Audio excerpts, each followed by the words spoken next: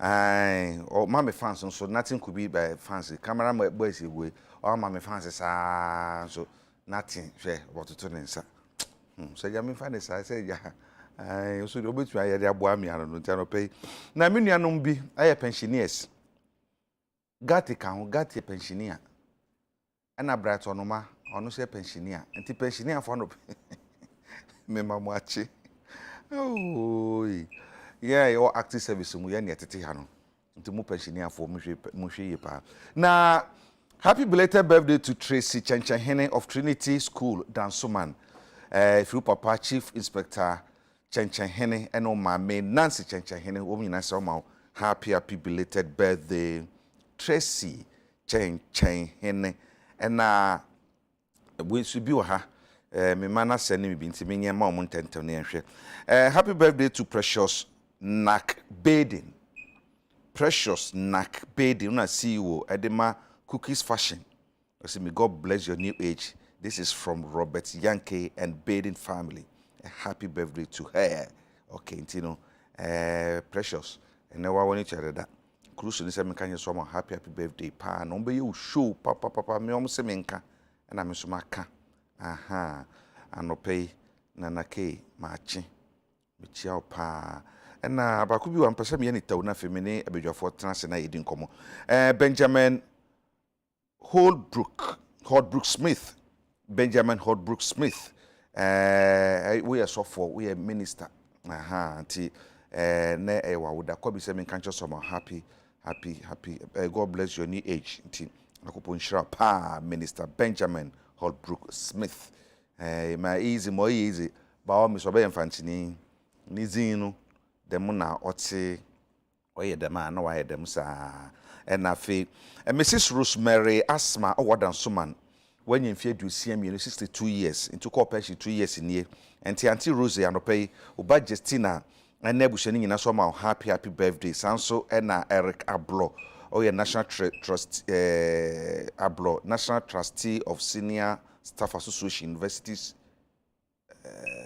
University of Ghana Universities of Ghana ona yes senior we National Trustee of Senior Staff Association Universities of Ghana if you Sarah ho so no say happy birthday Bibre wom na last but not the least you know Mary Lovia appear water crade Chelsea Jill say and catch somehow happy birthday enti ene en sama e badwendwene ho no ewa ha Adekye aba be kamensa ono deputy communication officer ma NDC ewo Bonomantamu ona wahye na tade a shiri suit tia papin no Erika kwa aba bibia boko nyame adom na so adomara me hoye pa ahoden wo yeho adom me hoye pa sunyane na ejiri Saturday meka ho asem susu to a sunyane ahyase ejiri sunyane so bibia entan nyiri enti astati yi na chese bibi koso titriu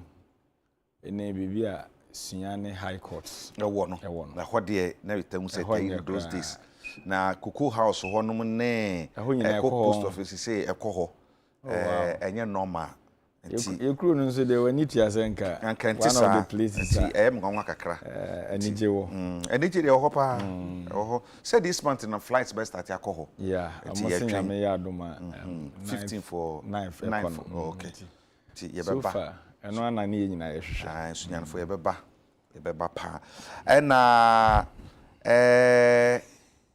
Nana into Americhi oye political activist na adoso nso na oye ho apesemaka hene Nana kwaba yeja bibi aboko eja kwaba na obi beka I could have been better but do oniti akadiaka awie ye hwe kwanse ye nsabeka Dennis Kwakwa ono ye Santi Regional Communication Director de ma NPP na fe ye di nkomo enne anopei na ene nso me badwendwene ho no meti asem ye mo hye me kakra ewo daily graphic anim o say silent killer say odiwe wo kun a wo so kun hypertension o say about 35% adults ewo BP hypertension etaka no moja moroso no na asem no enebri sempa wo mu nim se wo mu bi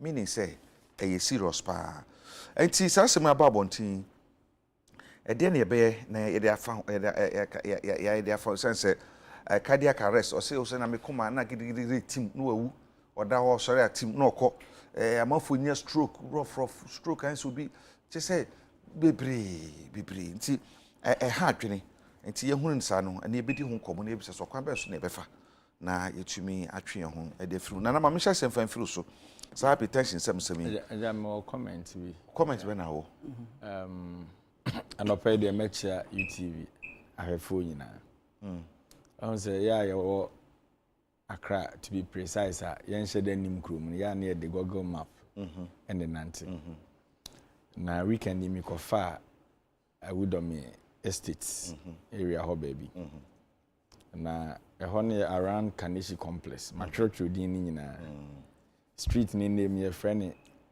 Menya Amoko street na ore bia kosi some building BM say for commercial purposes building needing the Maple Homes na onim de waye ne say ono no kosi dan ni si ho na waye ne estate property no and I kwan fofora cars itimi fa ho esi main road no ono na block no and all this security guard akotena no na mehwehwe mu ano unim one Jeffrey Saki or office of the president me nim yes or can director of communication for no eja me na me kan yawo na wo kan me nim ene wo aba ban mu asidan ya block kwan me nim o maye kayi na I say AM4 they know AM4 be fa they know eja wo mu nim wo de ma me kan wie na wa free AM4 me nim ye be di akire ye news ye be di akire TV Africa ho no ono in what capacity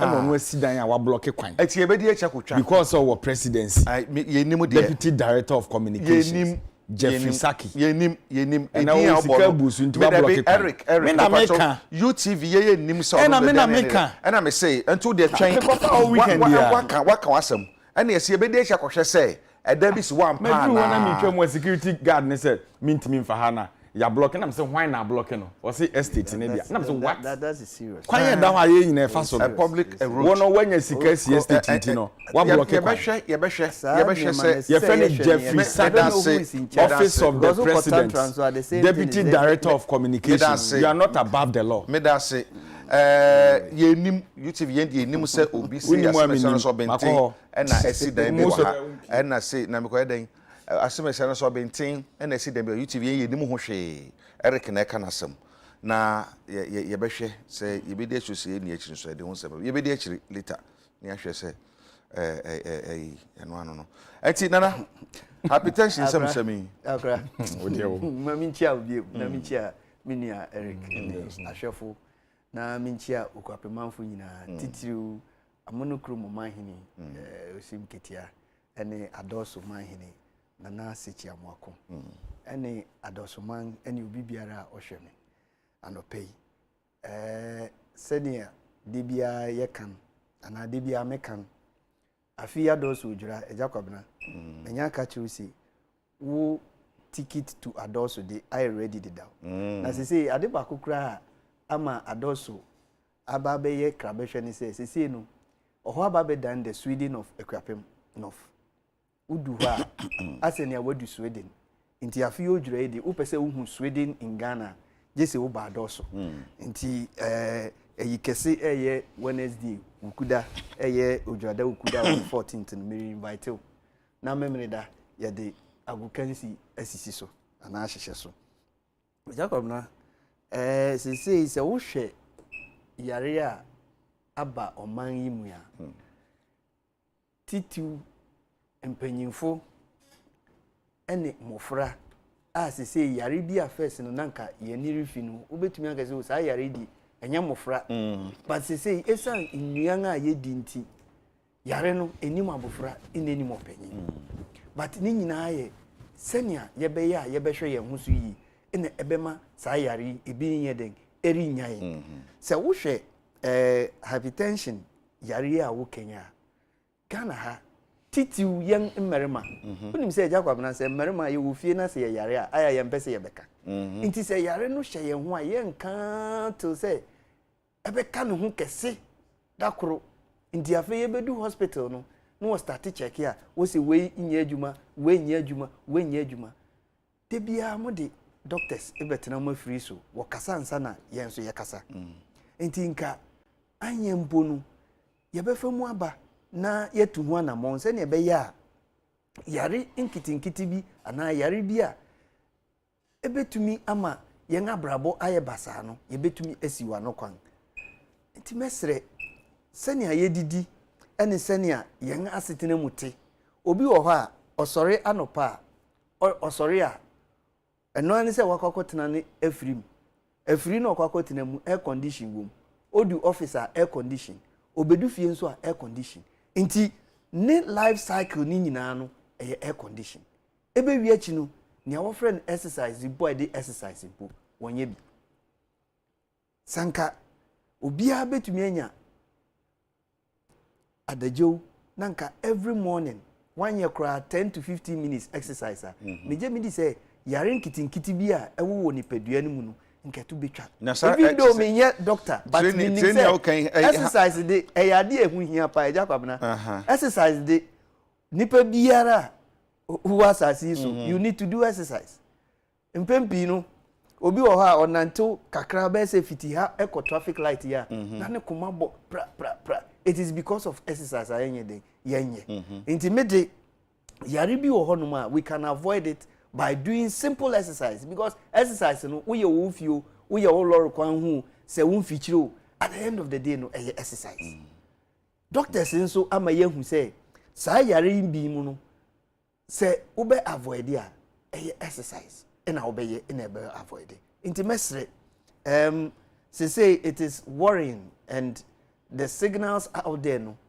it is not good intimesre say ye be hwe ye husu yi the kind of aduan a yedi ene se ne senia oman ni mu ene wiase nyina rekofa no se wan bo ho ban no wan hwe husu yi a be ya nsempi because oman ni mu aye hyew na sika ni ho na sebe yare nkitinkiti so de hawo ye ya okakra nti mesre se ye nyina ye mmɔ ye ho ban iye se ne be ya yare nkitinkiti bi ti se hypertension na sefo no erinyan na mu no so ye make sure say ye be check ye be ko hospital obi wo ha ni ti ye ne ya kakra bi o se o we de stress nti menum nsu kakra be ko but ejababna self medication enya dia eboa se enu nti na won asi hospital wo enu nti na won afa nimdefo a sebe bribi hawa wo de be ko won chen because yet here is a bribi ekoso o mani mu a esanze wonim se wo ye journalist nti wo be frɛ no won wasisu hu enu nti na doctors nso wo ho se wa pomudin enkoyi a what you need to do is to go to the hospital ejababna kakra bi a meka kire Ghana fo anopeni say one yenye exercise two yet say bribi ere how yen wo yen nipadua ni mu a yen momodin say ye beko the right places a wo betumi advise yen on what to do and what ought not to do. Me da say Eric baby adro no 35% and I also no say nipa e wo no so ye nim dodo na nim say almost hypertension yi bi nti be wi ase no tenten no nya stroke o bi ana nyare wan kitin bi ne kuma so no da ho bibi anya no sa tin nan kan ye common sa but say baby adro no we say is very alarming we just said any bitumi aye na so man ene ankorankore na de aboye ho ban ja me da se am say we dey ye health practitioners politicians by a matter of concern yes you know ehun be hia say yen so ye be ka bi na eba ne ya pomuden a de di kan ya na onipadua no wan kasa yigina ho so kwan a obefa so abo ho ban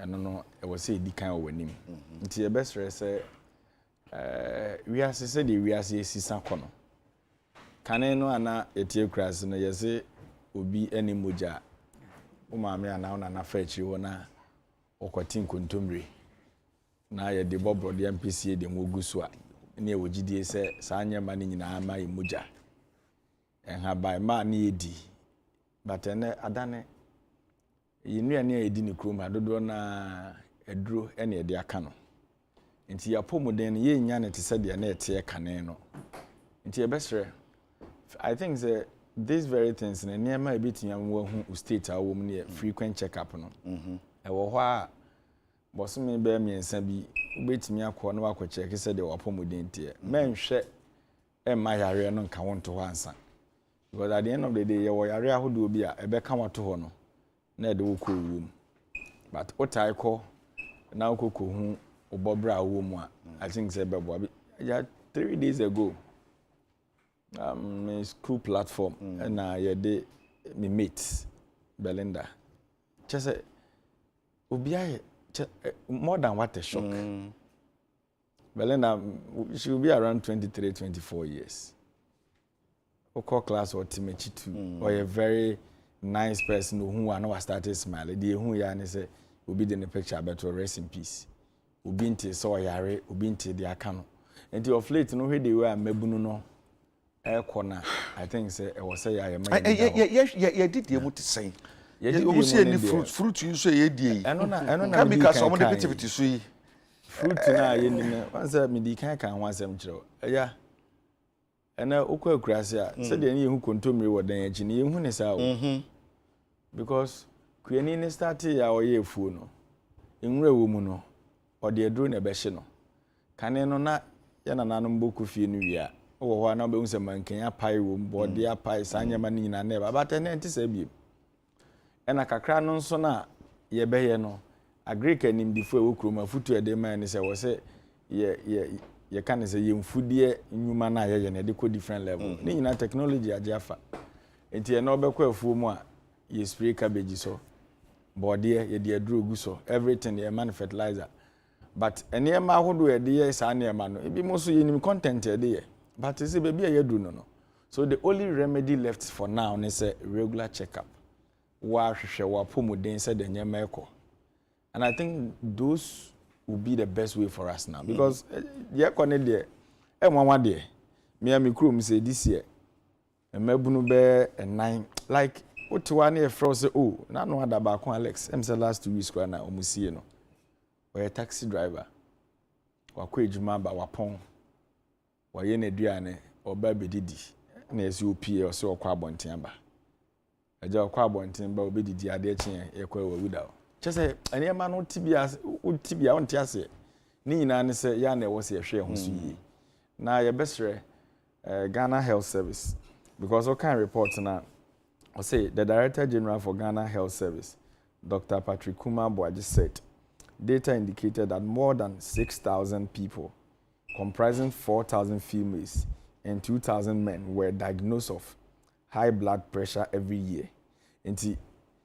Meaning say ewo ho because can no diabetes will be any pressure no your penny but the pressure ya more fraile akwada and I mean you school be 4 years in here abusuan kokko nyina na ye de hwe no enti wa wie na wo so no so be hwe na wo fo watene fie 4 good years onye adwuma enti wo sori a adwena na wo se ne na adwene no eno na odwene kane na ye wo aduane twa bi si ne ho na enye saa na tie e wo so no akopi ne bibidi e wo so han dan abrabo no mu so ye din to some level a it create all these sicknesses because the more you think no and the pressure about ni pedua no so nti e besre Ghana Health Service I think say mass education will also help na omoni ankra no so kambo mu enema hodo on betimi ayede aboa no na omo nso aye kakra me kan fa ho me da se Erika Jay na okan bibi na me yem hye me say ema no yes about 60% and ema 40% and menya oban so abetena nti me bisa ni nti omo nya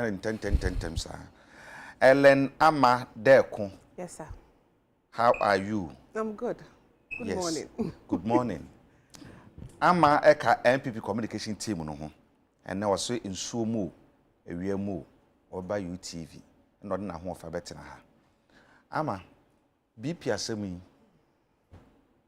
me hu yere me yam hye me na me na ma me hwa hwehwe poster bobo gone too soon no e adoso papa na sisi ehunu say nipa no cry we cry na wo mbududo na anim kra so mo wo hypertension me na say e ma mo na mo pa enye hu mami ma wachi me ma tie fo nyina achi na me ma minua mema achi Eric me ma wachi me ni ne free bono ni free wenchi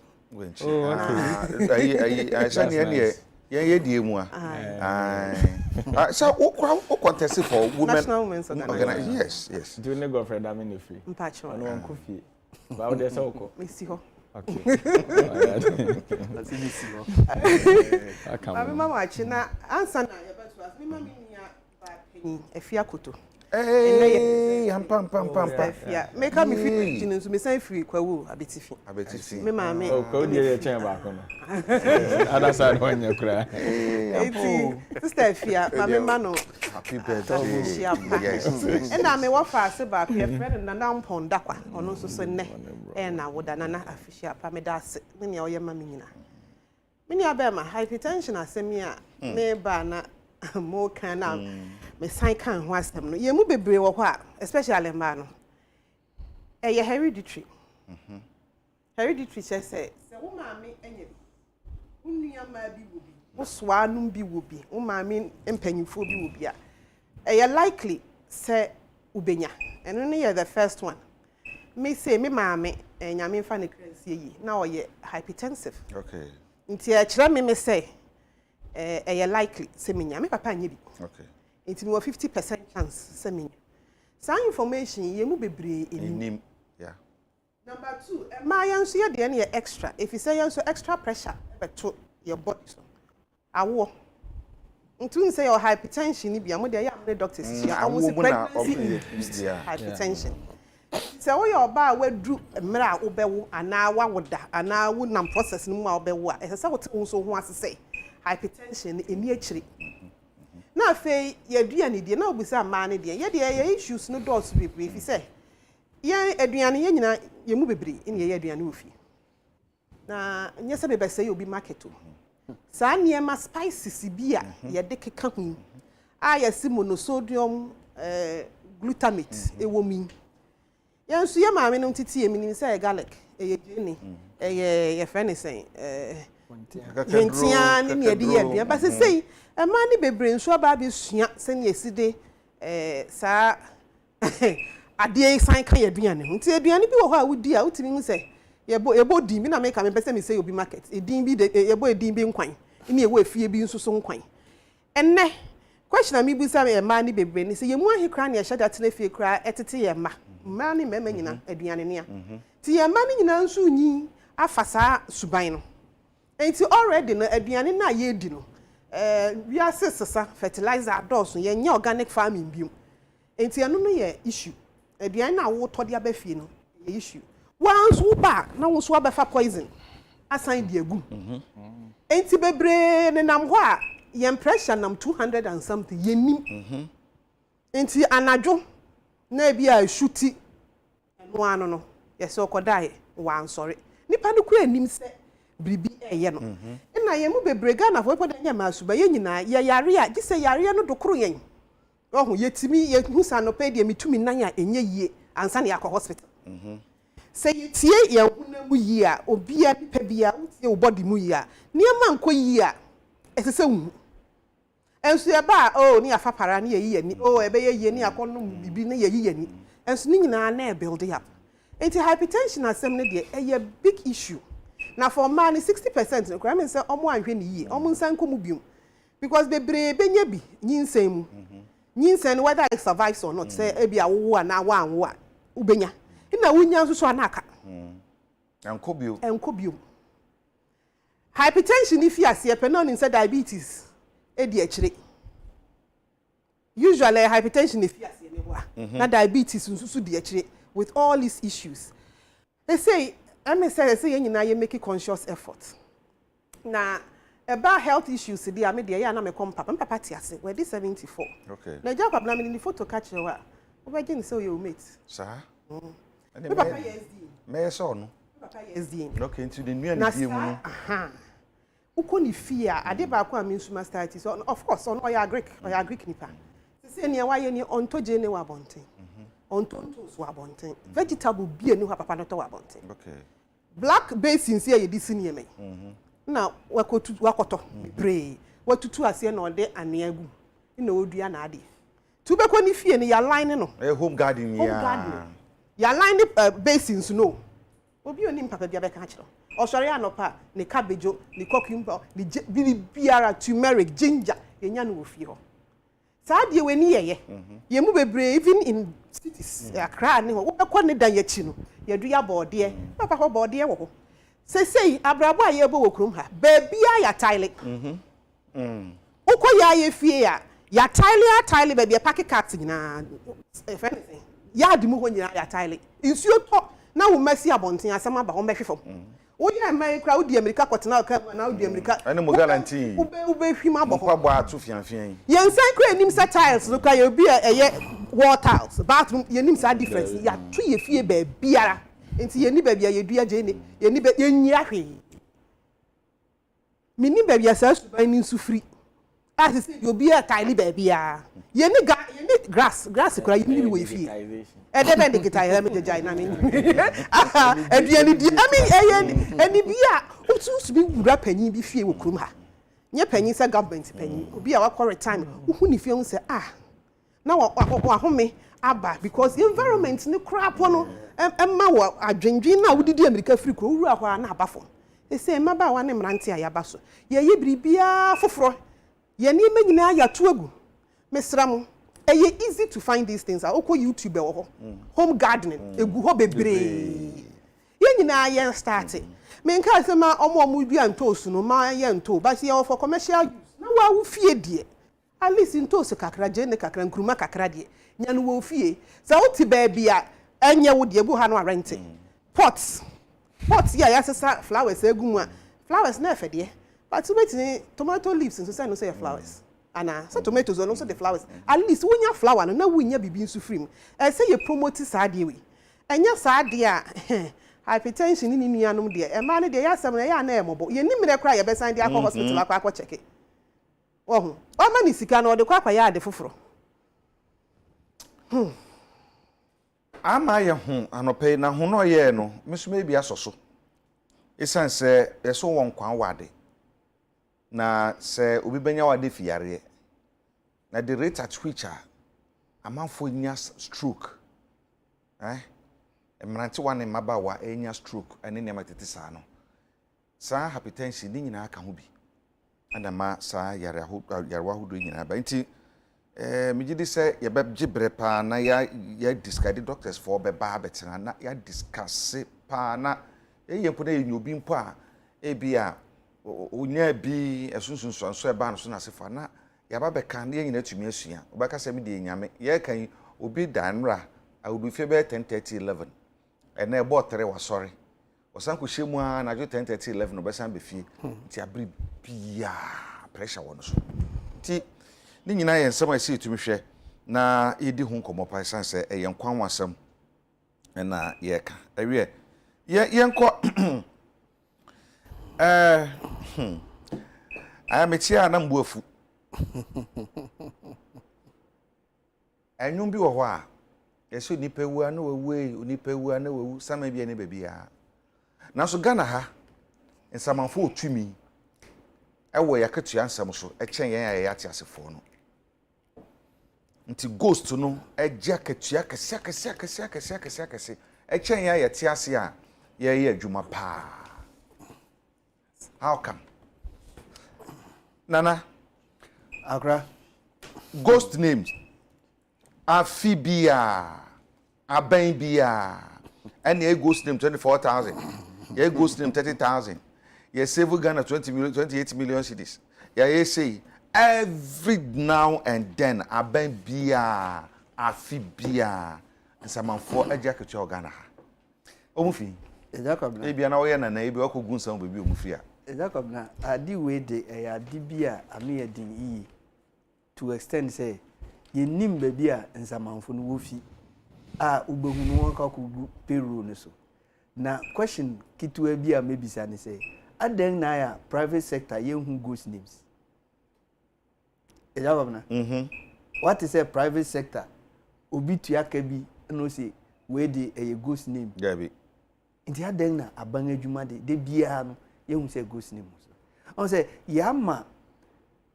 aban adwuma abaye bribi ti say we aban adwuma there you can have your way and do whatever you want and abibia opebia obetumi aye say we ya aban adwuma enti na obehwe mpempi no obi wo no ya aban adwuma okọ adwuma mu anopa 8 ebebo 10 o so reko baby o ma ebebo 4 no aba no abe sign out no ko yenye ni na sa ghost names ya wo kan ho asemi say ya tenso no wo si obi o ya aban adwuma bia no wo be biometric anamwa biometric no wo ya say wo be take wo mfoni wo fingerprint no wo feeding into the system anamwa wo feeding into the system so oba betua ka nipa no wo boni din say bia me de Adekye J so wo kwako credit ni account na se ni info ni bibia beba anamebo inti say oye ghoster oye de no be ye fingerprint.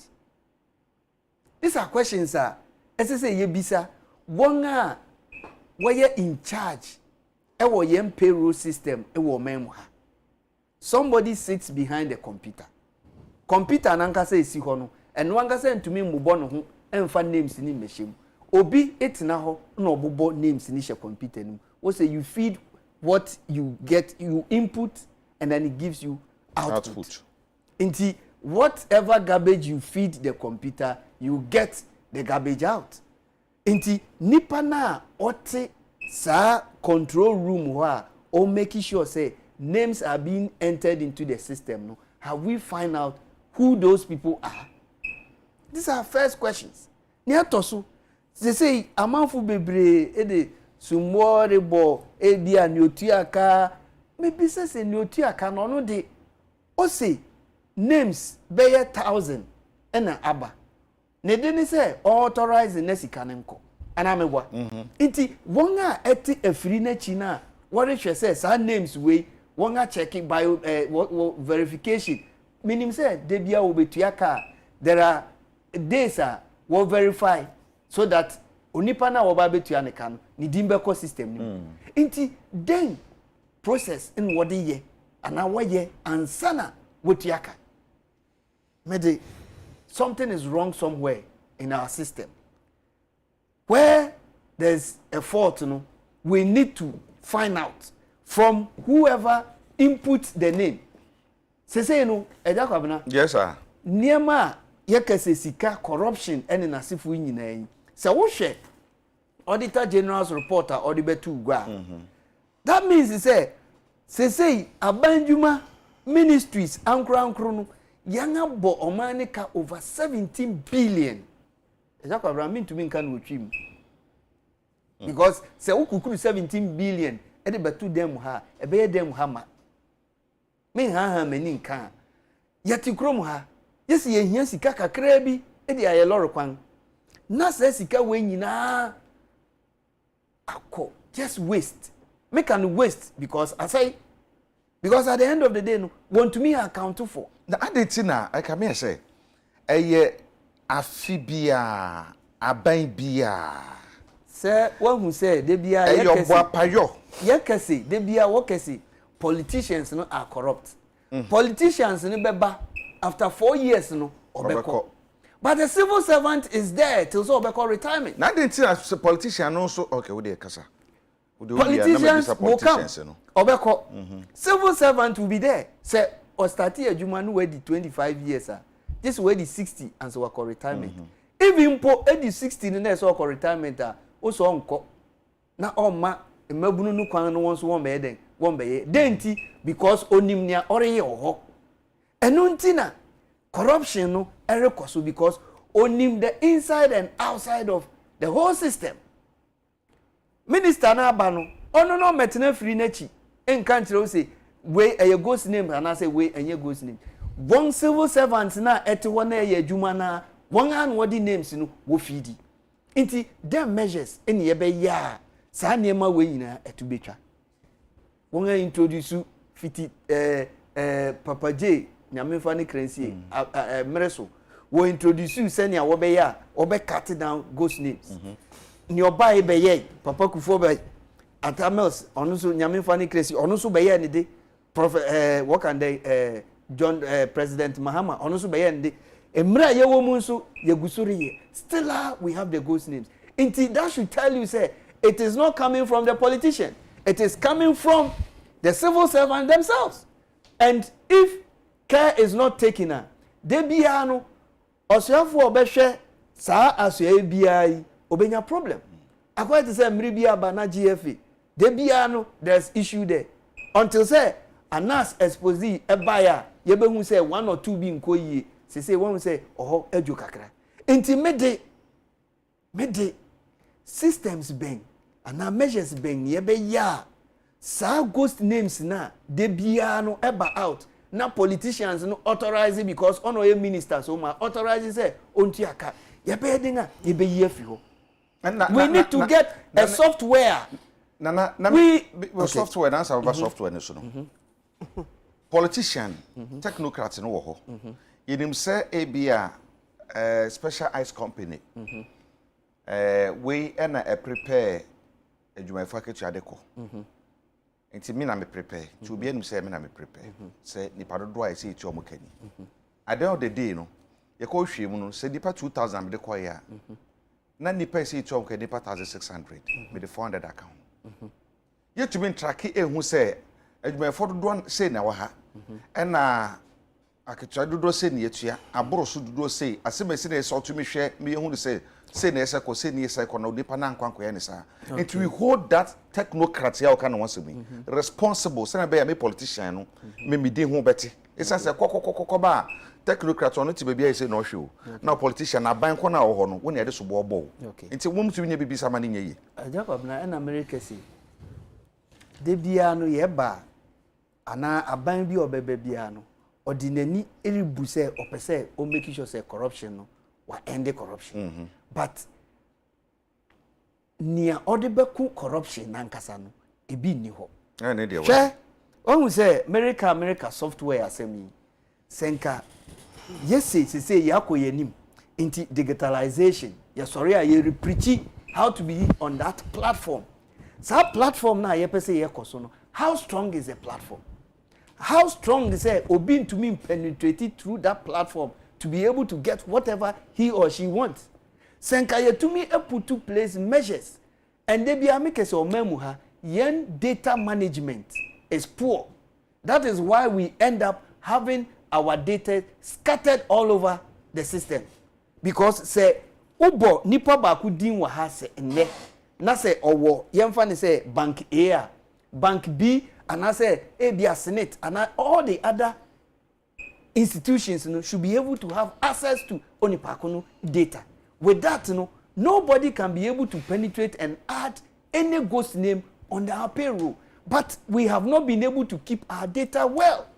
And nothing and there, sorry, we say, Okwakoye driving license, Okwasankoye biometric fufru, Okwakoye Okoto SIM card, we say biometric fufru. Sanka ye tumia ye one particular data center. Yes, secure no. Nas you say our data center we say opobia information all you need to do is to access that particular data center and get the details of the person. And kasa name ghost names we nyina. Etu betwa unim feel say ukwa brochiri of course yesua won name bebre ye pese ye implement wa ha no.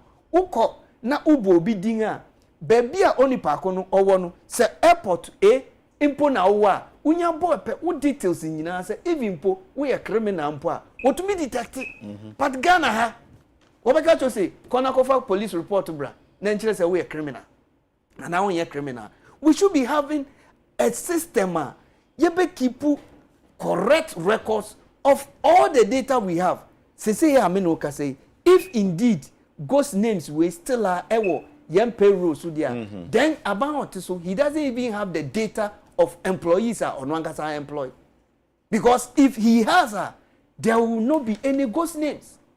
Inti among Ghana, baby ayedui, we are preaching digitalization. Yet we can't even make sure say we are securing the kind of data now. What kind of say we can't secure that.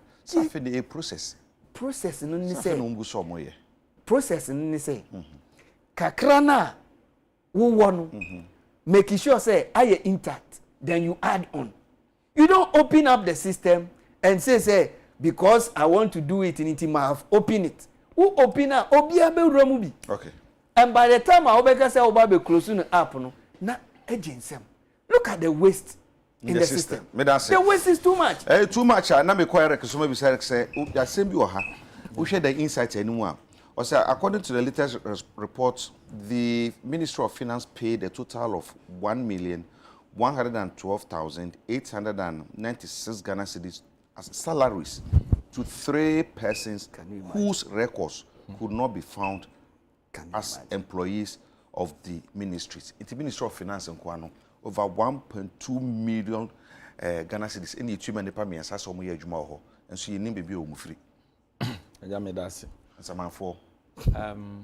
With the issue of ghost names, I ran away a system no much.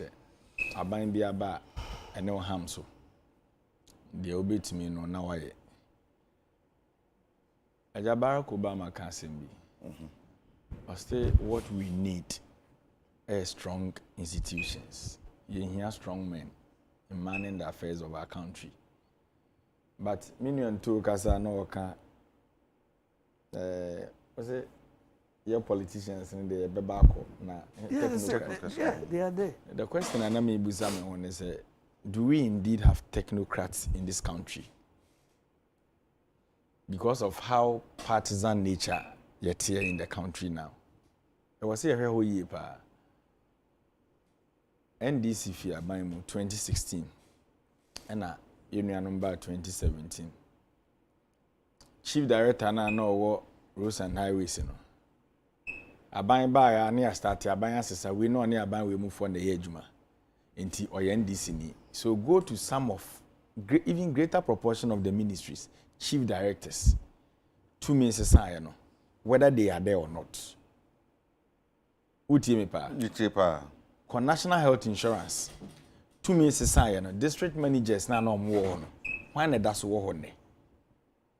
Na call regional directors na no more no. Why na that's wo a wabra na NDC tie konwa so no wo. Nobody. So we are not building institutions in the country. We are building political parties. So we empower the parties to the extent to say, politician no ba na adwin na say de opa bi obetimi aye. But at the end of the day, President Kufuor started national health insurance policy no. Ye won Kufuor bi mu a ye fa omo na omo wonim de. And ye de omo started that scheme. Ebi da so wo he na obekomu no nimde no wanya in abundance. But because ni affiliation so party A and our party B no. The was enke de man ye no. Ye mfa man nye da. So indirectly no, the onim ni de be man no. So at the end of the day, if Auditor General kwaye ne hwehwe mu na chemato aba, whom do we blame? Any be ya me nua ba ne ye. NDC MPP for ya. We are the problem in this country. I'll say. They say mo na mujitum. Me dey be am admit. Yes, I will. Nanka wan mo. UTV to abamamo. David. Huh? When are you health minister? When are you directors across the country? As of today, I'm no kasa. Go to the education ministry. Your directors are omo pension time aso. Instead of them to go, no omo nyina contractors e wa abem abaya omo contracts. And just say any technocrat at say dem use no betinya yes ejuma no. But you are done omo contractors in government. And no more contract. So these are the people that maybe person was a year mudin free no. A refractory me but no mudin shame. Enti oko GS one district you need say a for a year 20 and not 30. District director ni pia kan so omo year 10. And ye dem kofa hye mti bo so me so no omo GP na omo de ne kata koma no. That is the system we are operating in this country. Who doesn't know? So with Auditor's General report afi bi beba na me de Minu aba mo dey campaign na ye mo ni o ka say ni na mo dey campaign sika na Ghana ahwere according to Auditor General report say billion ye ba mo so mo ba Africa na ekosoro. So it's about time say ye tenase he for na ye eno na me kire wo say because you want internal auditors wo ho me ba eno na me kire wo say ene o my Ghana eja okodi ansori Be Christo ni. Okodi sorry. You say be Christo ni. Ko bi ache. Ene institution so corruption so pa ye Christopher. Oko Roman ye politicians na ye wo mu a amanfo kra perceive be a corrupt act be aba ye ho na aban kra true wanya political will and fight here no. We are the church leaders. Ko Church of Pentecost. Yes, me blackmail you obi. Top elders akese no mo ye corrupt in this country. Be utumi sudia. Me bo sorry me ba me Roman ni ko presby. You get them. Yes, Uncle Foya and the be preach here Ghana for say this is the time I was your cutting name be. Are we indeed speaking the gospel? Huh? If free her, say Sunday in your sorry. My men na bosom you try tie 2 billion. I was a common no. Wuni madwuma oye. So you importer, they be you defraud your mind no. So for can want them. So for no call retirement no Ghana quite 1 billion old Ghana cedis. So for nka. Na samba no betu say sorry mpanim for tutu agu so ne yakobo na baso. Me who this story. That Labianca issue ne ba no. Oh yes na nanom e Western region. Aso abaye press conference. Say omode hye no no. Ma me no onye hwe. Look you see na nanom. Etinka Canada mo ade na e ba no. Na drobo man hene. Ne me papa ode ne ho Dr. France mama hene. No mo tutu agu so ye press conference. Say yes so can e nipa. So how can we make corrections in the institution? Obia your part. And then another chain politicians. Yabo data na petemu how more and come back country politicians no. No what share the statement no be can 3 pages. 2.5 ni praises and worship. Obe praise mampenia. Kwa na ho na dede aba o kan hwa yenti ye no ne waka se na na mampeni ye hiensu. No, that is how you know. So at the end of the day no, if emre no so near the sobo no ba yeah politician be take 60% as of no de wo bi traditional authority said de wo mu bi nipa no otepetemu so your opinion leader ni de wo mu bi ono no kre so ba ontumi nka ba kakra won the bottom ntini ama na title opinion leader. This Auditors General report ayekwan say me community adjon kuma was here and I read something. Deputy Finance Minister or say kindly note that the funds paid were recovered when the attention of the ministry was drawn to these anomalies. This is why I always insist that the Auditor General's report must also have updates on recovering being made. The 3 ghost names are personnel seconded from GRA, from whom they were some misunderstanding about what payroll they belong to, blah, blah, blah. And all this, twice here. 1.1 million Ghana cedis. So according to Minister Penny John Kumano, they've recovered the money. Osha list na yesi ye frɛ baako Alote Enom James baako ye Kwachi Nana Yaw Asiedu ena baako ye Adams Habibu. And on social media there was a story and a trendy on the Adams Habibu no there no. Say Tamale North no a parliamentary candidate for 2016 election. Inti say nipa no nye ghost otiase. What am I say? I don't think America yeah politician yeah problem. And this is the timer. Well, me know how I bet me solve no. Me I don't know, I can't tell. Because I know TSC here. Say your opposition, we imagine be now kwachira. Ye nua ma mo be kan kire say onim ho ahosere. What am I say? And what to say president Wakasa is about time say tenase. Near your broader discussion on free SHS. But Ora Mahama can some months ago, president or your lawyer say cancellation. So that is how we are running the nation. Yesusu says here na everything is in your hands. No. So the technocrats na ye be blame no bi no. Do we really allow them to work? I been a message. Oko the ministries ameba. Chief directors no mo ho. Contract ahodo e be for mo table so nyina no. Ye politicians na e kire farmer we. Ye ba obi a ona otimi kro nsuma ahinkro. One caterpillar onyisu ne tie krada. Ni wa bi company no so ye contractor. Nti okokoko roads anabo ahie du ama no 40 kilometers. 1 kilometer bia $1 million. Near the amano. Unya pages sikai mobilization mark we pe no atotundra. Se contractors de omo pe. Nti so unya totundra ne de aka ne de yenyi ani. So at the end of the day, then we come back and I say we are the major cause of it until say ya ye be hu say ya na ye ha ye ho no we can never change anything in this country. And Auditor General Domlevo wo ha oye investigation about crew and associates ya na you mean about senior minister ka ho uru ya oba we as we did there wa ban mu a da bi odi there one ne mai na ya wasafo mafo omokoye crew deal na Auditor General say charge omo no Adekye na uru akufo ado ama ya top locks if the presidential call lock in office send the time as one pension mampeni na mai call lock na hwan na mpamo no nyo no so be o say the time as on retirement last week Deputy Director General of Education retirement aso teacher union say yempe no mampeni se mama ne contract extension edi enti no ye pe obi but they no fight corruption as a den yes on kofie so until say oman no ye be realize say certain decisions and what say ye partisan no eja yeah die be kwa ani obi the message be na magina so dey bisa ma question amati o oso ne din de enesco dom chumberima o say Jakwabna don't talk about internal auditors. They are handicapped. They have no independence. They are toothless in the various institutions.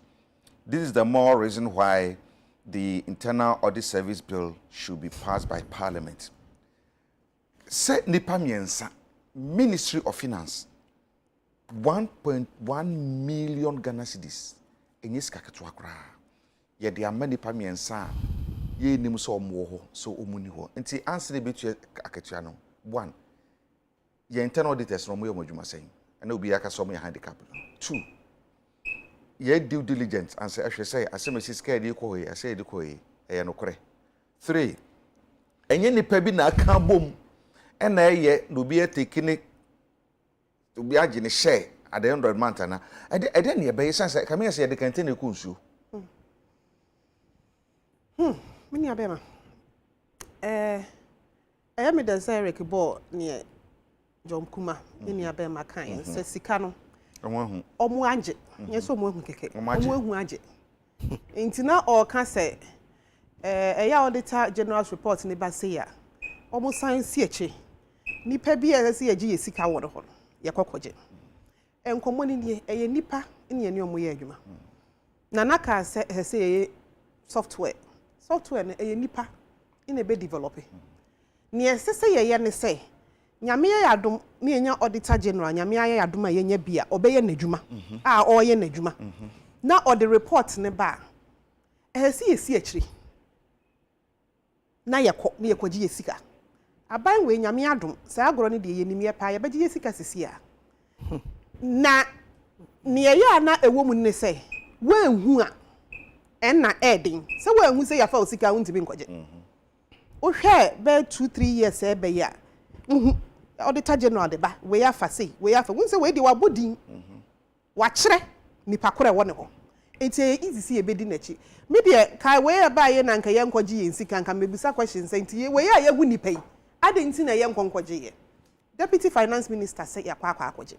Eno ye plus a ese ye to aso ne ye yesa. E bi say ye nipa yi de. Ejakwamna and problem in now can start nye. But most of the time, Yabaka near German. It's to a public committee. Me should be someone Saka Sikano. Someone Sanka Sikano, you need. And to me, John Kumayadrin says Auditor General. So the next one never ban. Say 2022, dear, but somebody should baby. Say 2021, dear, now Yabaka. Yenya way, where yenya. Now you know to be able to question. I didn't know Sikani and Sanka. Ya anya ne sadia nkrofo be koso edidi egu ya bodwisem se ya hwe Eric ka se technocrats no ebi wo ho a government ba na ya yi wom ya yi wom a the same group onu ne pensioner onko ofie it obe free Ministry of Roads no another ministry kopim se obedi sister na obekọ pension no ote ho enti wo MP ana minister na adodan kwa Akufo-Addo emre so no de ono aka chen se ni minister se ya no person mutena mu che ba ye nyina ni se other presidents aban bi wo ha 2 years ni assistant minister no ono na oye technocrat no ministry bi aminim friend is chief director watena ho fiti se 2016 ogusu te ho oni 60 a wuntimi mpam no ye yi ni kra free one ministry or kwa another ministry suban be no de ko yen kan hu se de bia ye betena ne ye ka article 71 holders ye ka article 71 and ne abo president MPs ne abo politicians no but ye wo commissions bi wo ho a lands commission ye one me mate form ye wie school 20 years ago or joining lands commission onamu so onyi oye na adwuma e bia the next 3-4 years ne ye de be 45 44 45 ne abeye no mo ka ne se panyi pa ho Article 71 chere se sa nipa no every 4 years ye check El Gracia na ojibi obeji nso a kopim so obedi 60 years enti na mi busa se enti eyeye amanyofo nko ana me nka se ye nka ho ye ka ho but ye nso ye bakọ se wo party kura betena so infie oha wo nipa ba ko no wo ntimi ntina one position forever party na mu ye besesa yes some party ni dia na che obi a wholesale ye nyina ye ko na ye ko yen 4 years bia na asesam ni ye ko obi nsusu tinakunya so 40 years no kotena so 20 solid years 4 years bia obeje ya hwe ho anya lands commission a lot of commissions me twa no me ne pani bi ko baabi oyoba minister bi ko baabi na nhwemu ekoye kire se openi bi eye penny oda one of these government institutions yes I know na omu akonta tio sika na yenya no ode asidan aborosa to aso miensa na ode rent senate na senate fu tuaka ekugu no botom oman sika anke so dubu akonta de mo oman no we mu akonta for number of years bi we see abrotan on the adwuma ku ayo oban adwuma e no no gisika no egu ne botom mini abema sa ni pan ma minister no entro se nia oye ni te one dan ne yeje because ye de ya sika na waje mfie nan ni nyina onfamra ye benya media fo e be hwiri agirem ne yaka bia ma no ye benya asori mpanyimfo ni mu asofo a ye beka bia ma no ni kuro mu hene ebesim ababa beka because sika no nya ye no or the sort obi out ya problem no society aye wo mu no eno nie eti ese ye nyina ye nya kokuduro ne ye ka me de bia me ka me see young generation politicians na ye ba no me ama me ka ho bi ni e mahu se ya ye mpanyimfo bi da mun kan se politicians bi akwakoda prison ya se the financial financial we fully ubehwe mu na sika no kro no amu wandi bi enso se wanhwe amanya depenti menyame ya madom ne ye de me kotena ba bi a edwakobna se ma fi mani emi efisa asem ne ba sa technocrat na oti akire na ona ye document ne bre me no ye mfre no me na ye be frɛ me enti new politicians nkwala na ye de ye ba ne de ye bi ye ni na ye bi ye ni a ye adwen se ye nso ye behwe ye hu yiye no ye nuanom na omo de omo atena system ni mu ifie kodwo pp ya omo timi a omo na asua hwe minister bi ani ho a obetimi aka kire me se okọ ho na onim ministry kwa adwuma eye technocrats na o ka chief director na chief director no kwa other directors omo ni ho other directors omo ni ho minister ba ko na masua ade wo ne ho na mebo ni din me papa asoma kire me yeah now minister ambassador to India those days are no war Ministry of Lands and Natural Resources with the paper be abrana after 4:30 on sign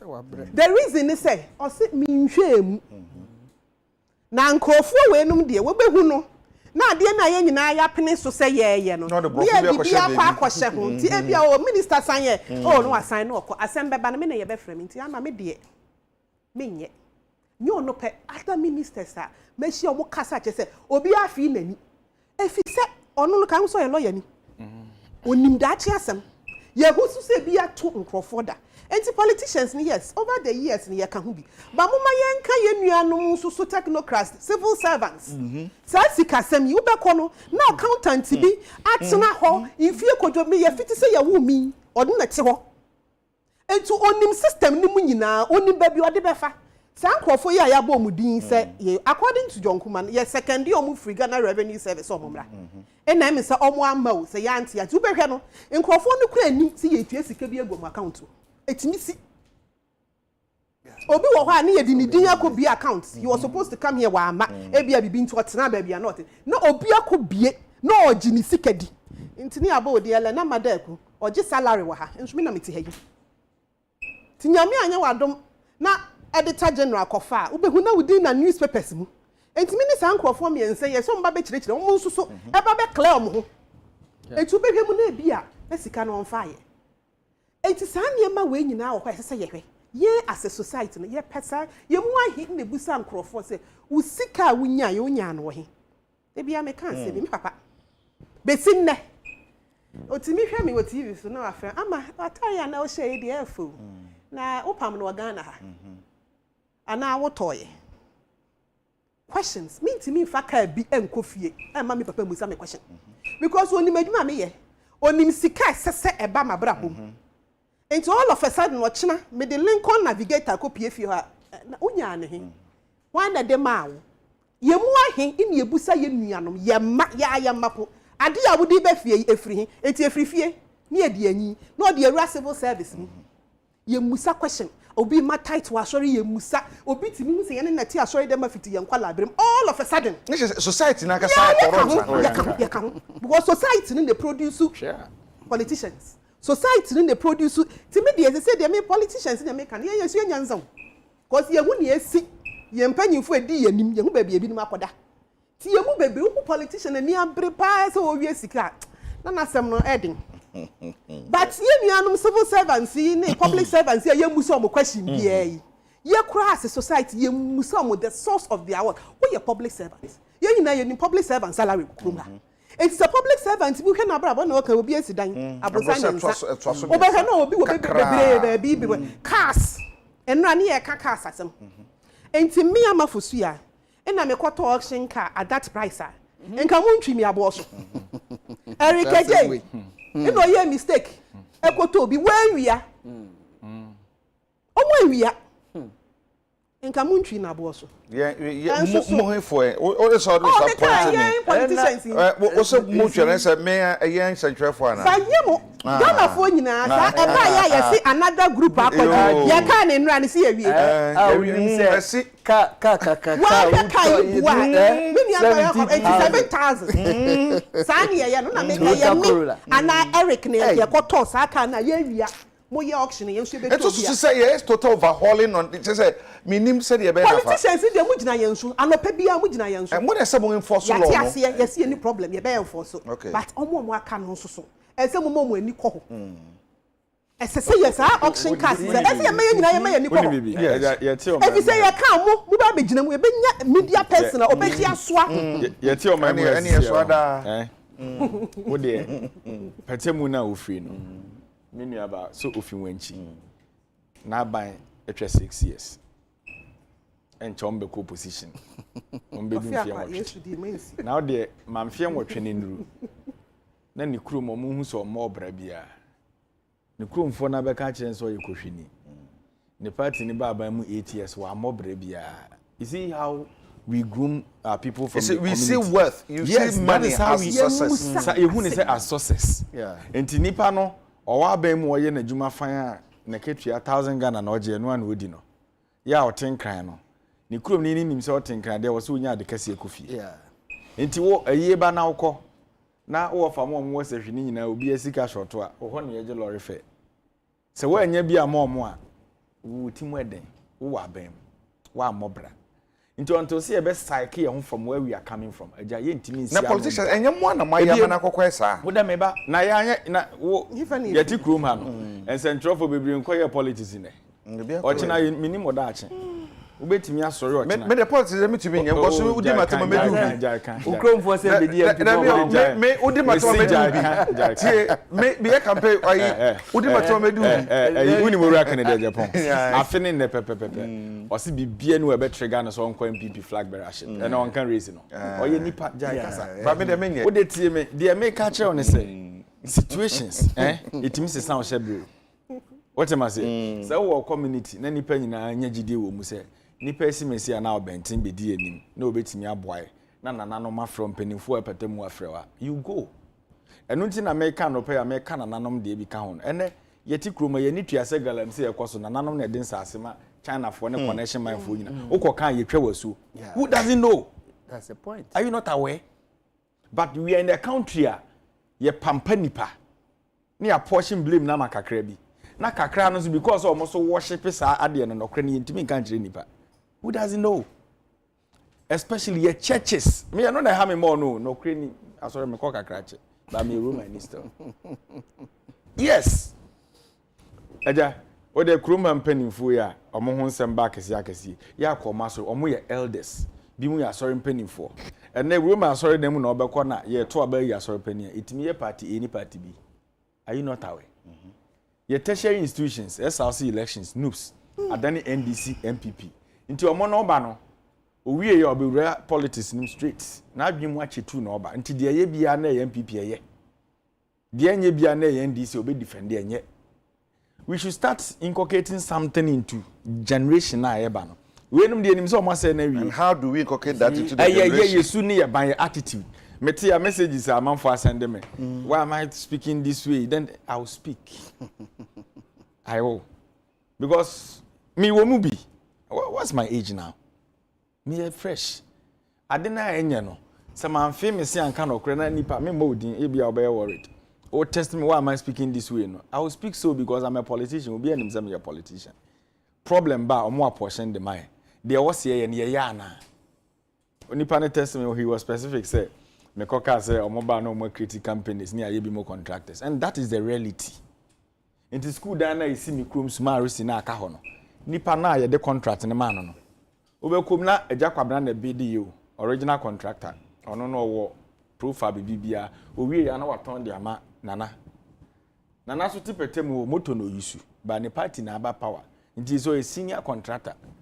Nti ye di project ne man nana be agency station in classroom block no.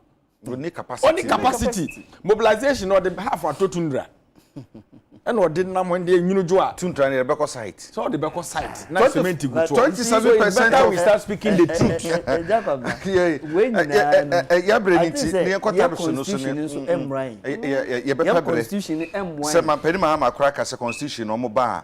On be making sure so on be sanction no because constitution number article 71 holders. What me coffee womrea car yenim say nebo ye over 50,000 no hat on 7,000 is 17,000. It's because the constitution is protecting them. Okay, yeah, but you say protection. One hat on car is 17,000 in asifulu. One pension knew you. Inti say mreni do no obeko pension so ahin wo de beko. Okay, I know your food for thought. Say me say be baby kan was much na. In fact, wo share sika wo mutue ya ama ye nya bi anka wi ama de obi no mina mini bi. Ama 206,433 ekoba ku for account mu. Wow. Eh? Ani yesika be. Ayisa krofo nipa mi ensense kai. Pa cho me nya adwuma be. From which month? Ama yere hu na nya bi na brembi. Is it is it a year? Eric. Yeah. And since ya tutu mo o top power na kan hu say 20%, 21%, 27% water and also kosoro. Ya bedu ba bia yedri. Esi so musawi na hard time into realistic prices. Realistic wages. Esi etumi tua na ya hu to be high. Yeah, yes sir. And let me use this opportunity now. Menu penny honorable kuje to ablakwa. Baby o be me born abaso. Me sorry cry no pay. I really appreciate him. When him dey enti am sorry am no. There be me name. Me call ne wall no pay. My main kind message na da ho no. O say as government ends NABCO today, September 1, 2022. I am delighted to announce that I have successfully negotiated with the Chinese management of Sinostone Bitano Manufacturing Limited, located in my beloved North Tongt, to immediately employ all the 97 NABCO beneficiaries in my district. So the counter say, was say, and next September 1. Yeah, NABCO nena no. North Tongt nipas 97 and they were under NABCO within the district. But there's a private company on your Mayan share Yeah, sa 97 ni na. Campaign form adwuma. Nyame no. These are the leaders we need. Okay, I say COVID by no. Me follow no pa. The constituency private schools na ekotena fie no. Teachers no tue bi maka. Yeah. Even napku forum kra na edu baby sika nko. Edu baby napku fu sika nko no tue o support omo. And I am saying this because if you're a leader today, what you do and the count that chen wansem. You no kwa na te parliament o. The colleagues others are there. And it is a set competition na standard we mawa. Yanka say bia ye de oye ni nyina. You to do something for your people. Aja na ye September 1. Nsuobo kaneabo ni nyina ebekosro. Eko. Yes. Nti ene September 1 kroya no. Napkofo nipa be 67,000 graduates. Omodwuma a ende ne.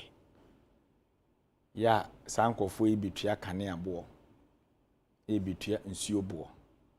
Ene September 1 krona no. On say oye national service na ubewia. Owo bosome ba ko a eno de ko leave. Ene na national service. Omodwumadie nyina ende. Na wako compulsory leave no from today. Almost here over 10,000. Yeah. Ene September 1 kroya no. Youth in community police assistants. Ya omo under YE no. Omo ye over 12,000. Ene omo so omodwuma ebe wie. Aye youth. Yes, community police force. Yes, September 1. So the cases, the same September 1, yeah, the tariff increment eba.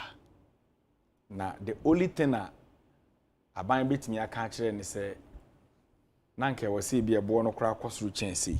Nanso and she ain't in a baffum. And there will be a now auto 50 Ghana cedis per the 21.55% increment at the water. So now we 50 Ghana cedis, we be 60 cedis, 78 pesos. So Kenya now auto prepaid 50 Ghana cedis per increment na a year 21.15% no. We be 63 cedis, 58 pesos. And as now tia in suka 70 cedis per the increment na abandon we be 85 cedis 9 pesos. Now to prepaid 70 cedis if you chinako anai ne we beto ni 89 cedis 1 pesos. So now tia in suka 300 Ghana cedis. Bosomi etwa mu na enne ekoi ukutua obosomi kana from 300 Ghana cedis to 364 cedis 65 pesos. An increment of 64 cedis, 65 pesos. Na se na auto energy kania power auto 300 cedis a month. If he ene echo bosome ene so a obeto 381 cedis 45 pesos. An increment of 81 Ghana cedis 41 pesos. Who are those going to pay this money? The ordinary Ghanaian na ono na the final consumer of this product. Inti yemfa nipa ya abanye djuma ya ne ye ka omo ho asem se dodo na aka ho ene ma corruption etiatisi fine ya condemn ba sa nipa yi aban be ka kire se covid aba so in 2019 e was yetu na katue mu no yetu na katue no 4%. Aja utie me pa yetu na katue mu 4% wie no aban the taxes ahodo akogu petroleum sector ono ne private car na o use no kanena na otofu a liter somewhere 14 Ghana cedis no a gallon no and a liter no mum 14 Ghana cedis with salary increment of 4%. Say nipa kroya no yese covid abanti covid levy aban de aba si wontua nti ne 4% no ye beti covid levy ni bi afim. Say nipa kroya no oso wo ye garden woni dan nachi eduro na odigu enwura no so manehye no. It was around 6 cedis and now 50 Ghana cedis. Say nipa ya ye ka na asem no. And then asetena mu bibia eden ekosoro. Edwam na obekọ so okodidwa abenu aduane ofia ene mabo okosoro. Enti so ye public servant not aban adwuma mu a. Adwene bia no ebeba ne tima chance mi nyoman na mewia no. Ene na di kan ho asem no. So how are ma hardship edokru nipa in the system.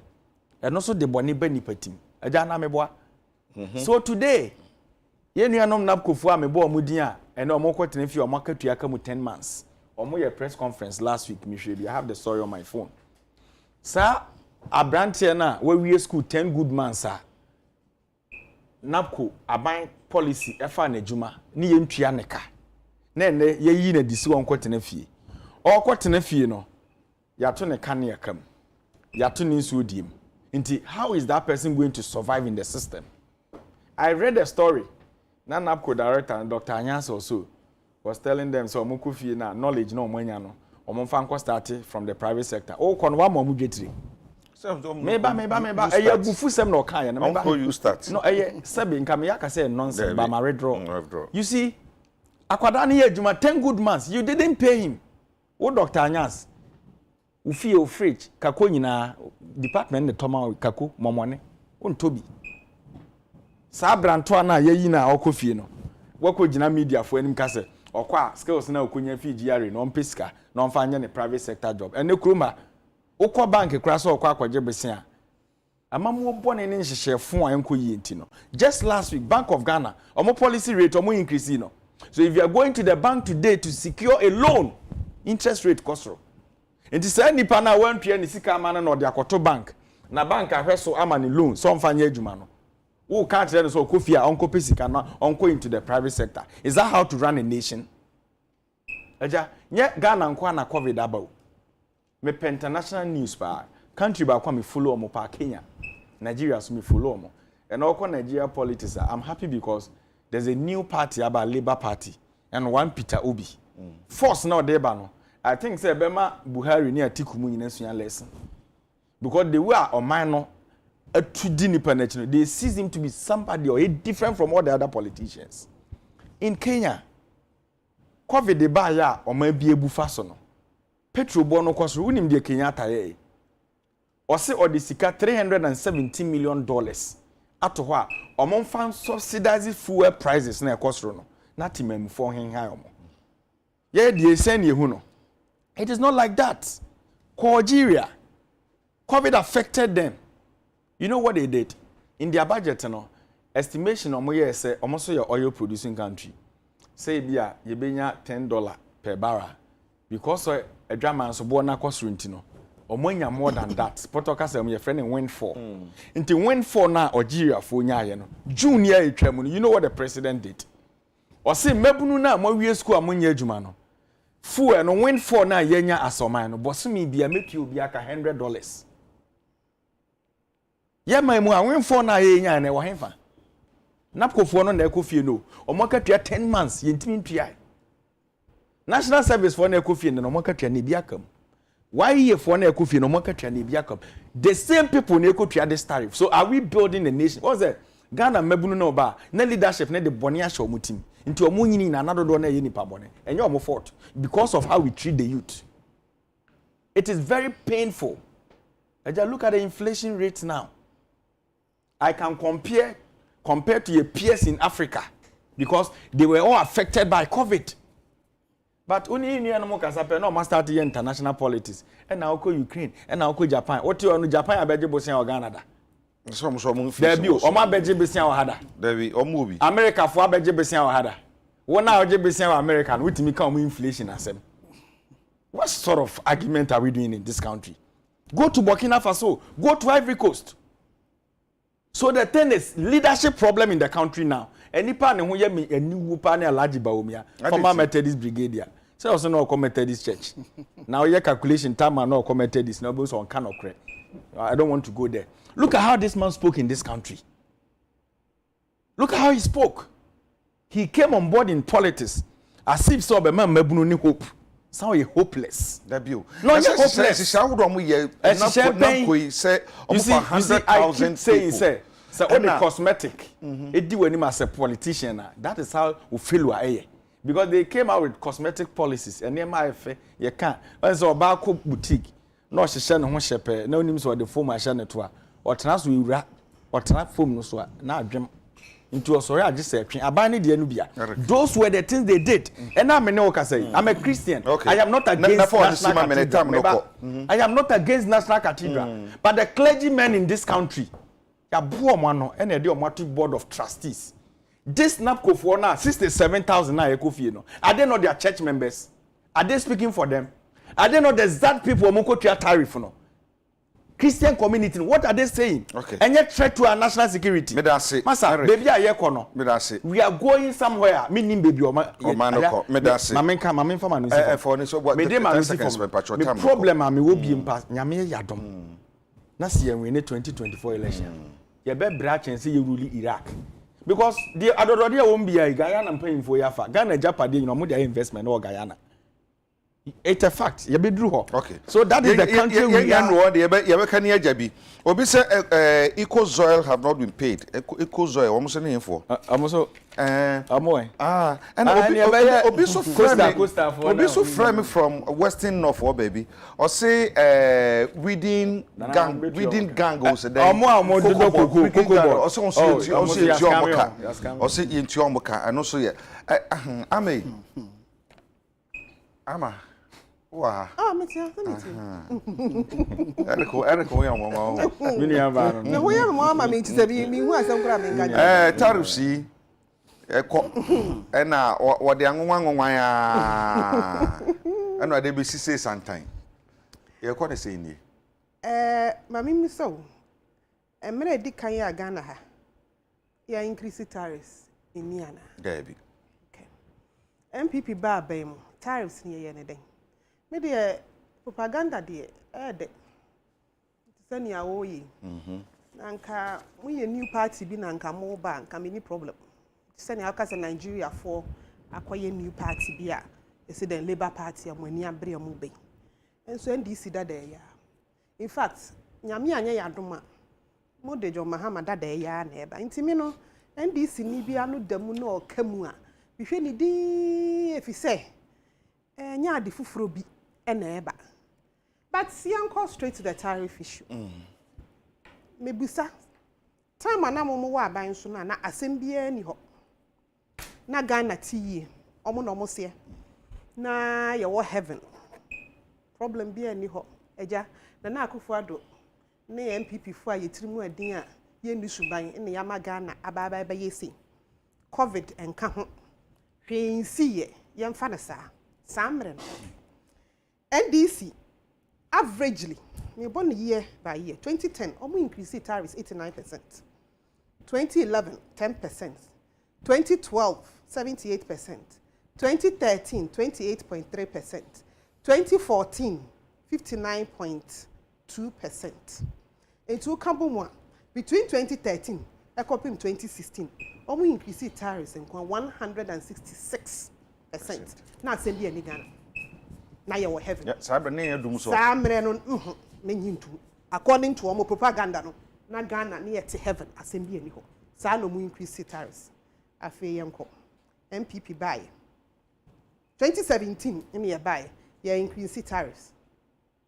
2018 ye sign reduce tariffs in the cra. Businesses ye reduce more 30%.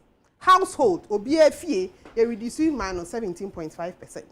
It will be between 2017 and the year 2018 kwa ye ma reduction 2018 22%.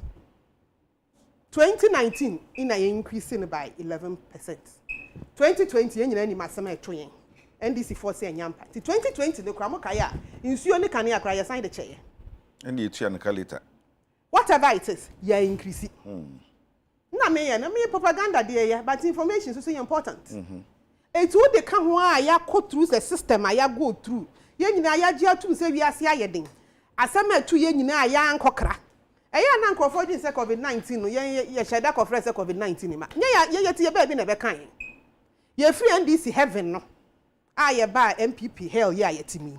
According to NDC free. Ye kura ye te so. Mu amante so.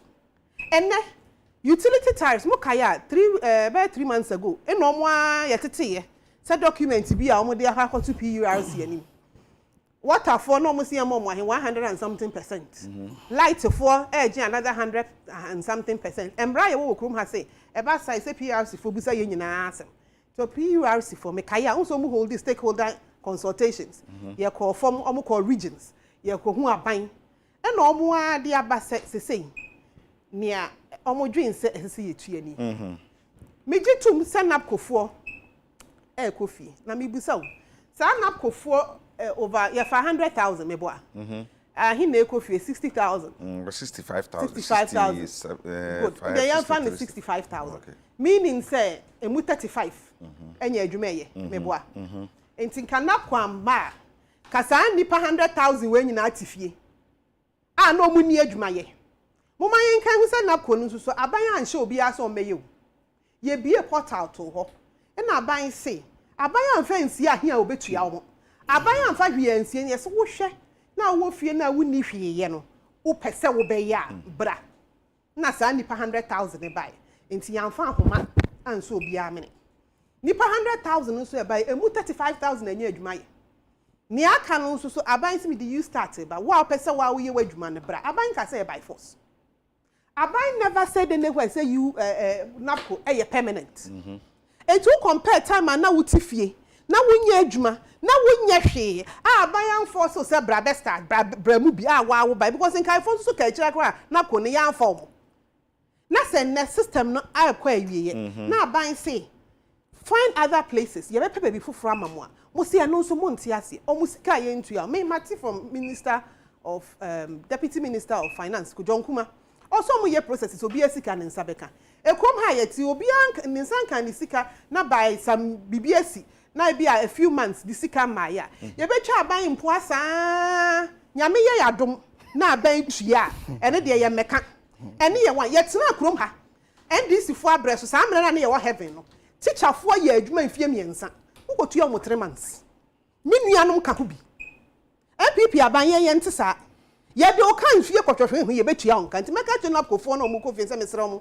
aban ye preparations omu sika ne ye de bema omu obia ni sika aka mu bia aban tua mo amu bedi ho adanse se aban tua na ye aban tua dede na mo ye de bo aban sobo na ma ye the same dede ama ye hu se aban ye tua na o de yen compare o deserve o de o minka say you deserve say ni sika sa na teacher fo no nso so a 3 years omu ye adwuma ye ntua omu ka ye tua omu 3 months omu so deserve omu sika na wo wa anye bi na kofo situation ni na omu tifia na omu nya adwuma no wa amfa solution ama wonya ehwe nso yonko abeye me say this for the musuban ti so obi a waware na yiri mfie nwotwe wantimi ne na wo oba hwe usuban na nye akonhoma a wo mma wuni suban wo ma ne da hyew mu ba bia oda ye etu no na oba ne se ye meja waware ye ma ware foforo okwaware ni kunu foforo ni kunu si gina ha na ogina ha wa podan foforo ama no wa pe ba bi foforo ama ma na adwuma ye o ma ne chop money wa wo ne ba o ya adonwe na ogina ba bia ye adonwe ne kunu na chi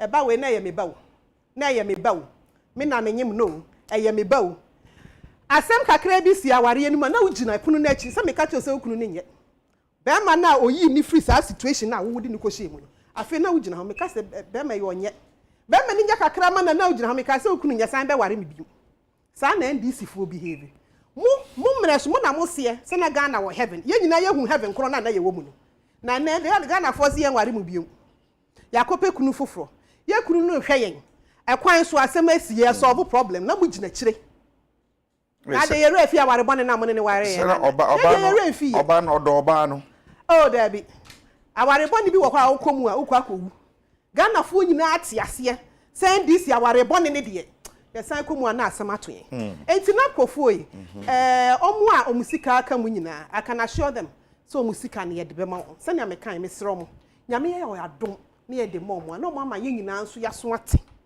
sa aban ye ka na ode ye no watua onti saba akona otimi de kan fie miensa watua 3 months me da say am opportunity o de ma me nana ye betua ye dan ya ye bre kwa ye be akra ne tua no enye problem say when we pay and we get value for what we are paying enka ebe yende to extend say wo light wo retua enso so wo redum nkane a won kan kire na oni ama say so otu ebi the two of cry fridge say mo to from man south I say inti nka mede o the report say what to ma someone have report am na say services no ebe ye okay ama Ghana fo ne ho ahenhan ne ensa mo extra ka bia mini problem say impo wuti area bi mu na light bu nani pre na obefre ECG fusi womra mesolve no sometimes it take 3 days onim say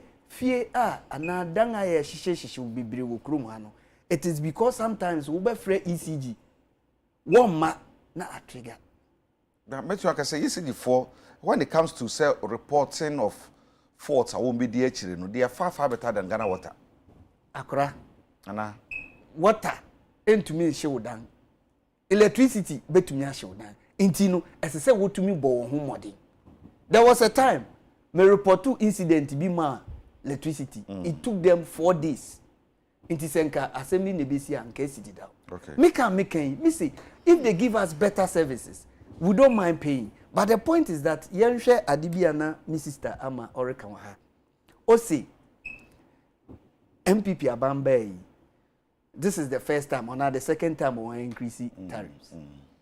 Fine, metiase. Now why a long list about NDC mreso tamawo water light in the water.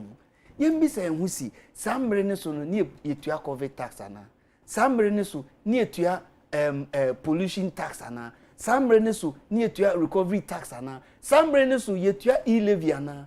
Samre ne so na dollar 10 and 9 cedis ana. These are questions inti say yeba na ye sa comparison we a obi so be bi say samre ne so no na we so obetua 15% cola utua 15% cola ni wie no 1st September utia no the same 15% no government service charge enso akọ 15% inti ukwa ye bribia concerning government service charge obeje 15% inti +1 - 1 ai Saudi say inti yemma adena ehia yempote na timamufu say yenya opportunity na yenka na say aban ni wo bibi obeya afa ho a onyemfa ho yenka comparison no emwa yen asoman because say no whether we like it or not sa increment here say first na utua 100 cedis say ubetua about 120 no it affect all of us inti kwambe ni abefa so a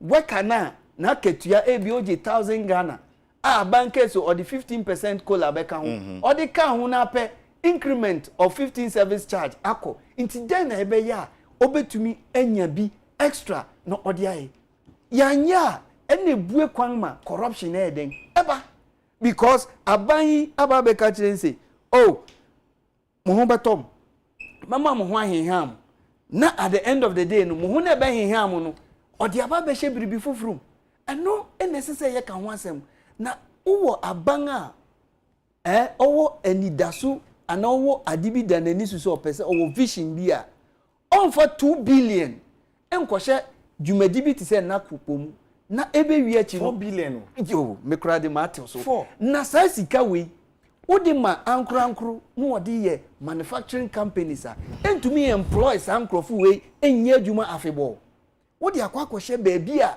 sebe after just 6 years no egu sika na hyew is it not part of the waste okasa another say what do you mean 2 billion factories are here ewo kroma factories are here ewo kroma say sika we nyina ebetumi akwakohye baabi kama aboa eja 4 billion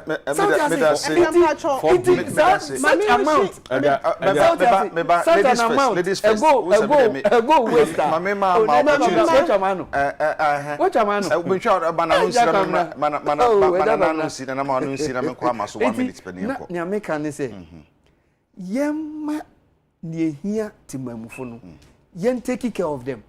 Answer ya baba yes sabe niema bia ehu ni mfaso because me say we aban na we dey say sika we e she napcom na we na be catch him say why are there ehu nya hwe won ko fie nko eden say wo ko fie den no papa number say you start ni sika no when did the e-levy so e dey baba you start e-levy in krampo bi sa hu say ahin na tumi aba mama yenka no kware o me discover for the aye kasa ne door so in the way ya be ye niema na ye nana me da say ama na ka wi na me ka say 35000 na enye adwuma no do munyi so ma ye adwuma nti me de mo pharmacy nsi ho ma me ma enum hene enum asama nka se hene na be happy birthday nana bra panyin no o sa oh I see me ma me fi enum hene me ma me ma me free anum ne papa ne free way na me ne na wo fight papa enra na ye ne birthday really na official party ya show na ndc for them 35000 no munya adwuma so mo de mo na we dey so happy belated birthday pa so na ya say apo very my sakwasi mensa be di akọ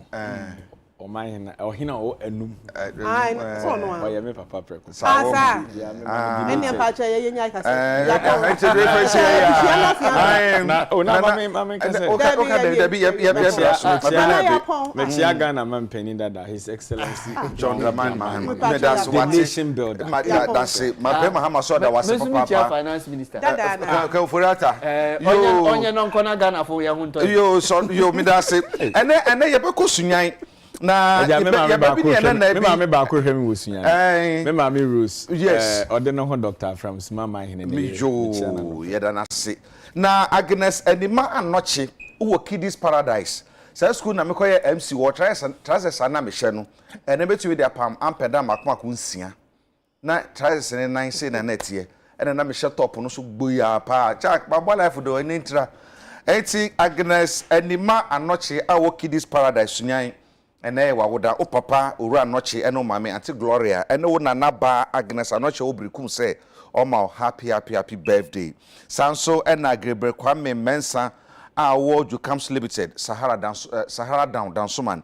Also Lizzie Semen Control say o ma happy birthday. Mada Erica say Mada Nana ase Mada Miniaba Amanso ase so wunyanya bre eba Mr. Bain no so no pay a very good morning to you. Na fi gamanche anope you no watan konwa nyina me chia mu nyina se so asundwe e bankran no yensu na nkran sase san so nyina ho so ahu sana nka tetete no ebe boa na masotwe bebre no enkofam me din de agya kwabra ye ho nyakopon adom a ye besane mu ahia yakra mu nyina